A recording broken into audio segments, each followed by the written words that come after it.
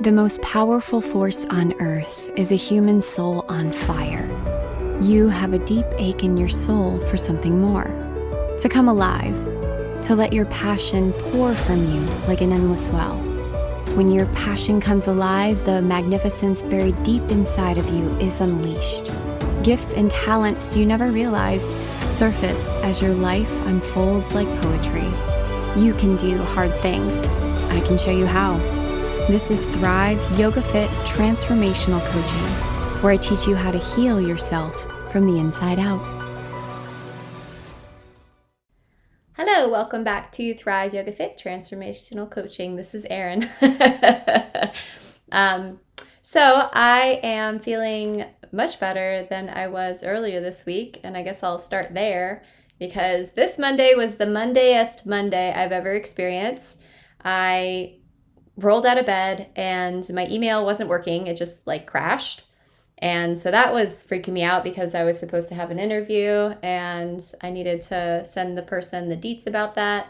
And then I ran out to my car to grab my stand for my camera and I bought some local honey, support local and all that. And I bought some honey for my good friend that was recovering from something, and it was local small business, right? So maybe the cap wasn't on all the way, or they didn't put it on because I hadn't opened it, spilled all over my back seat. And I was just and to the point where I was stomping around, having a tantrum because everything was going wrong, and spilled something on myself to add to it. I think it was coffee or something, or tea. And so then I went to the bedroom and I threw up the covers. And I was just I want to reset. I want to start the day over. And so I put the covers on me, and right then and there, Matt was coming out of the shower, all freshly showered. And I said, Matt, I'm going to lay down and I'm going to pretend I'm sleeping. Can you wake me up with a kiss? Because, that sounds like a good way to me to wake up, a good way to start the day is to get a nice kiss. And so I laid down. And he's like, okay, are you ready? I'm like, yeah. And then he gave me a kiss and woke me up, and I just started saying, yes, today's going to be a great day. It's good. Nothing bad is happening, and I'm so happy.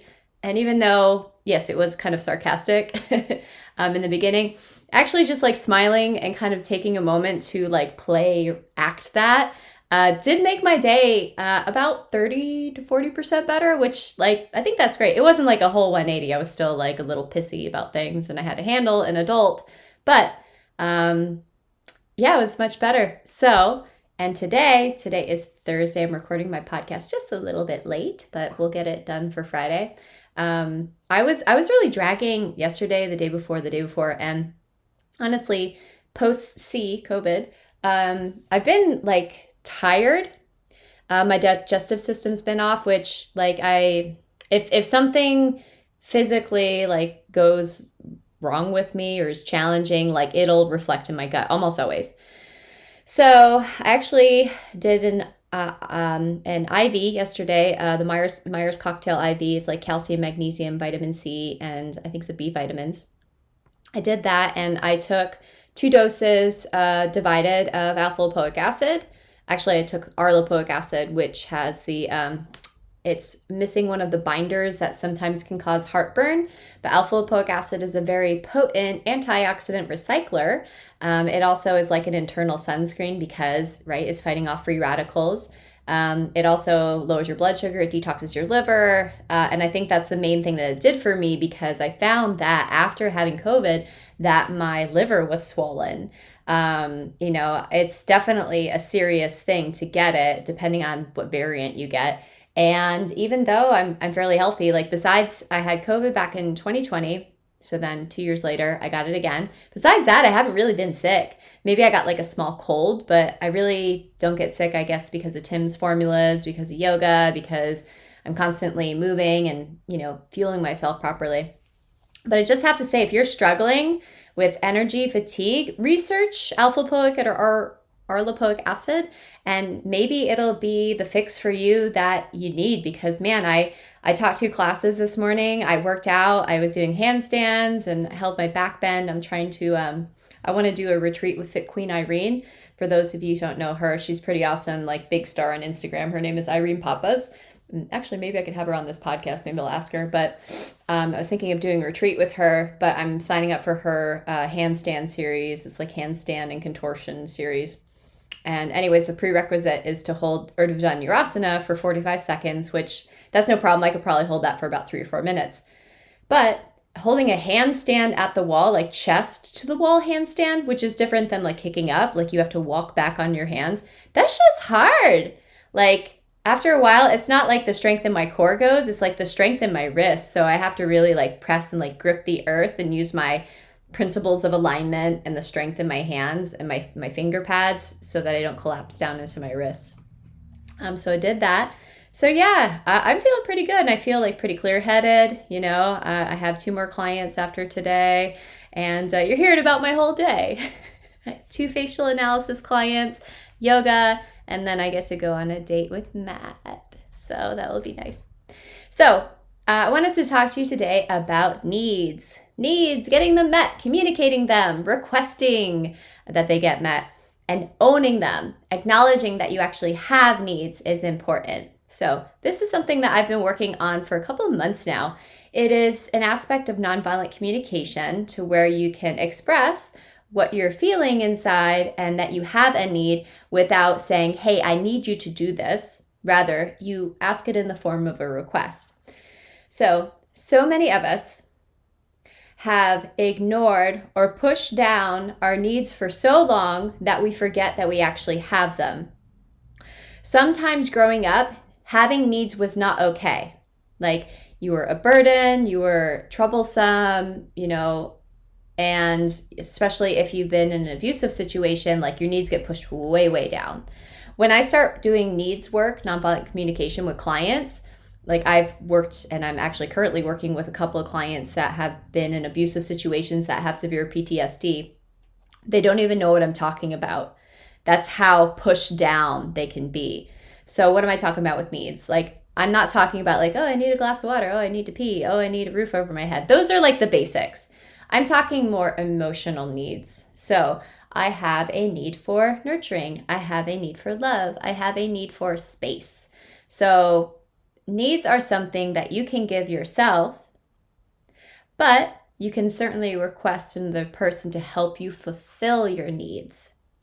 So wording it in that way, and I literally say, and I've said it to my dad, I said it to Matt, I said it to Corinne, one of my best friends, I've said it to my students. For example, I have a need for connection. I have a need for nurturing. I have a need for physical affection. Right? So you state your need. How do you know what your need is? Like this goes deep, y'all. If you have not worked with like expressing and like knowing your needs, it goes deep. So what you can do is tune in to how you're feeling, right? Tune into, and even if you're like, I feel guarded, right? Let's just give that as an example. I feel guarded. Okay, so that is a feeling masquerading as an emotion. So tap into the feeling first, and then we'll see if we can get to the emotion. So I'm going to breathe. Okay, so I feel guarded. I feel guarded. I feel guarded. I'm going to breathe, breathe, breathe. Okay, what's the emotion? The actual emotion? Fear. I'm in fear. Okay, so that's an actual emotion. Fear we can work with. I feel scared. I feel fear. Okay, and then what is the need behind that? Reassurance, safety. Reassurance and safety might be 2 great examples. So then you can, I have a need for safety. I have a need for reassurance. And then what does that look like when you put it into a request? So I had to do this with my dad because I said, hey dad, I have a need for connection. And my dad's like, okay. He's like, I'm sorry you're dealing with what you're dealing. And so then I gave him some examples, not because my dad isn't tuned in. He really is. Like he is a sweet man. And as far as emotional, I guess, intelligence goes, like my father is a sweet, sensitive man. He really is. But I think that he might not be able to communicate his needs as clearly. Like I'm just learning about it. So I'm not sure if he knows how, but when we were talking about this, it seemed like a little bit of new news to him. So just as an FYI. So when you communicate your needs, you're saying, I have a need. could you please help me fulfill it?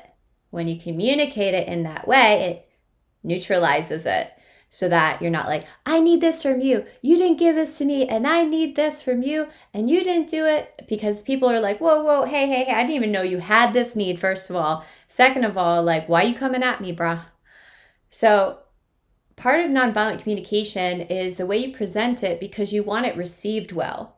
When you put it into I have a thing, like I have a need, and you ask for someone to fulfill it, then it just makes it more objective. It pulls it into you rather than, oh, you didn't do something, you're lacking, you didn't give me something, like how dare you type of language or energy. And it pulls it more into, like, I guess, vulnerability. So that might be the harder part, is to be vulnerable and actually to recognize that, yeah, you do have a need. Like, everybody has a need for love. Everybody has a need for safety. Everybody has a need for nurturing.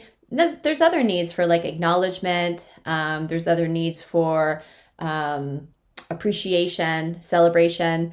My partner, Matt, just got 2 degrees on his black belt. He was already black belt, so he has 2 degrees. I guess it's a little bit different in karate versus BJJ, but, and, you know, he got the chance, like, his brother celebrated him, his peers celebrated him.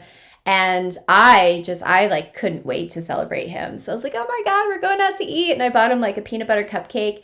And besides that, you know, it was like, okay, taking my partner out to eat and then buying him like a special treat. Like, that's nice. But, you know, Matt is a very intelligent guy. So I also, like, from my heart, when we were sitting at the restaurant, I poured out to him like why, like, little aspects of what I wanted to celebrate about him. Like, for example, he took martial arts so far to where it's like a spiritual activity for him.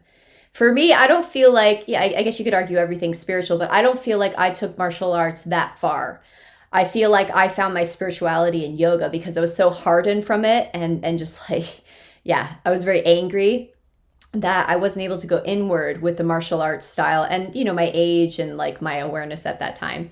Matt has taken it, and it's really an art, and he questions certain things in a respectful but also like articulate way, as far as like, okay, well, what's working here and what is actually kind of like BS.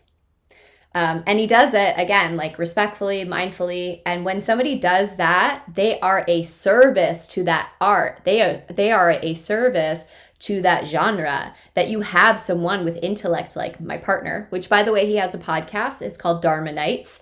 If you haven't listened to it, it's fantastic. I mean, yeah, he's my partner. He's awesome. But like the content that he puts out, if you're into yoga stuff, like if you're a yoga teacher thinking of doing a training, the philosophy that he talks about is amazing. Anyways, my partner had, I think, a need to be celebrated, a need to be acknowledged. Of course, we all do. And so I perceived that need and fulfilled it, not because I was just fulfilling it for him, but because as his partner, I love him.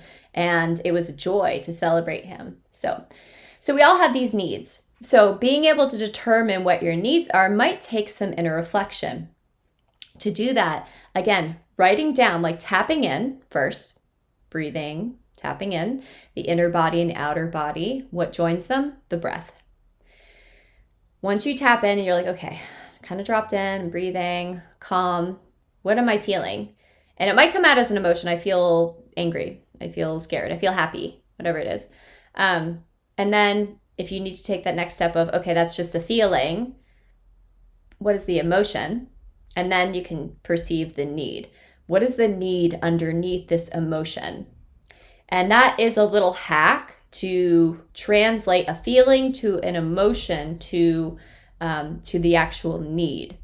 So I have a need for acknowledgement. I have a need for respect. Like that could be a big one. I just coached a student of mine, and she had a need for respect. Respect was the main thing. Like, and when we talked about her situation as far as like, okay, like, what is your request? The request came out as, well, when I say something, I want you to do it. And so that wasn't respect necessarily. That was more obedience. It's like, so I was like, okay, so you have a need for obedience. Is that really, something that we can enforce? And she was like, well, no. I was like, so what's the actual need there? And it came out that it was like, I need to be heard and I need to be respected.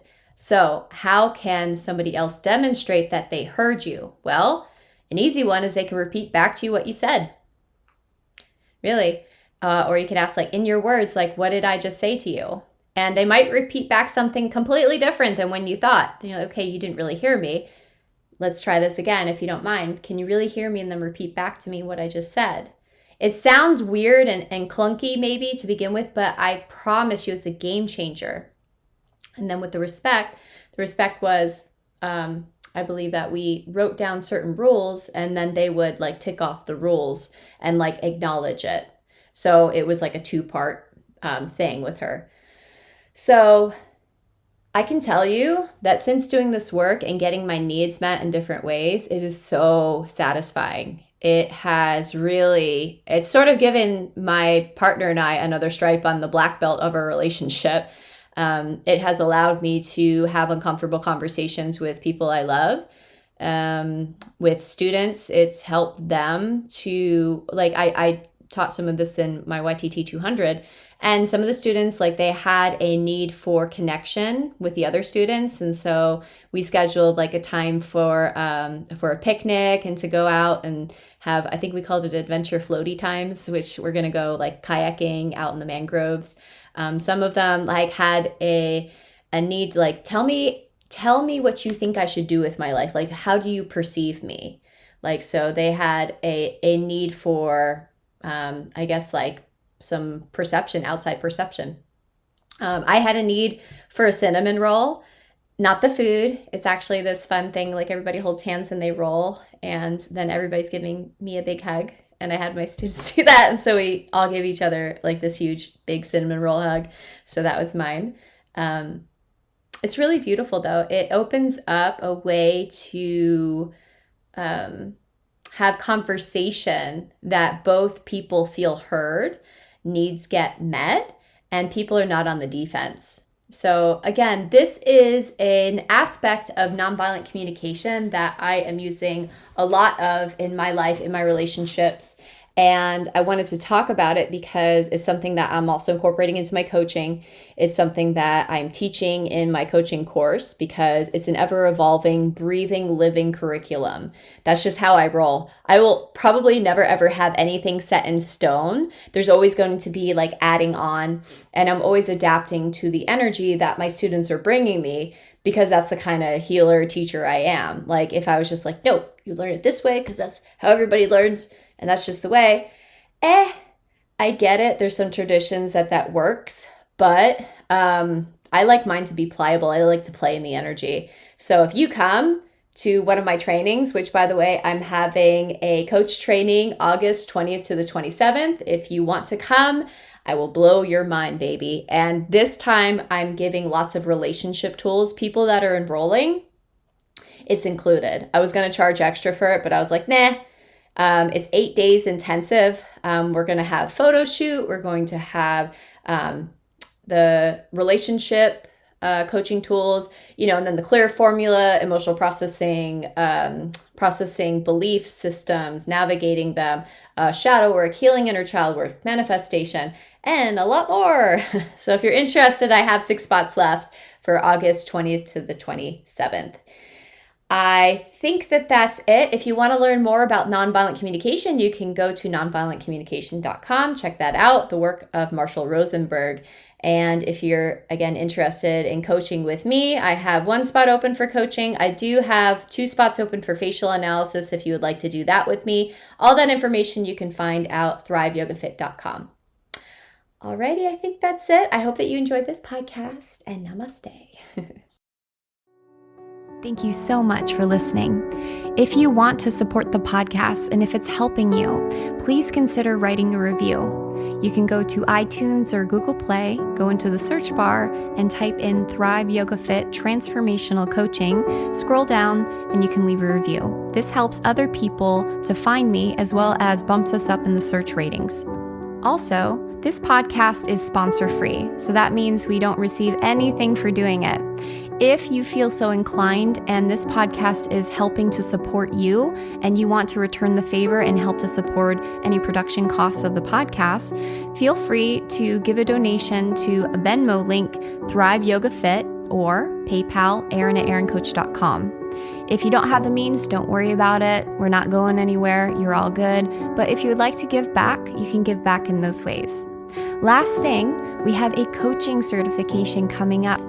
And it's 7 days of an intensive work, followed by a 3-month mentorship. You will not find another teacher that's more passionate and dedicated than I am to my students and their learning. And not just their learning, but the application and how they show up in their life. If you've been listening to this podcast and it's had a huge impact on your life, just imagine what it would be like to spend 7 intensive days with me and then a 3-month mentorship. You can check that out at thriveyogafit.com/coach-certification. Again, thriveyogafit.com/coach-certification. Thank you so much. Namaste.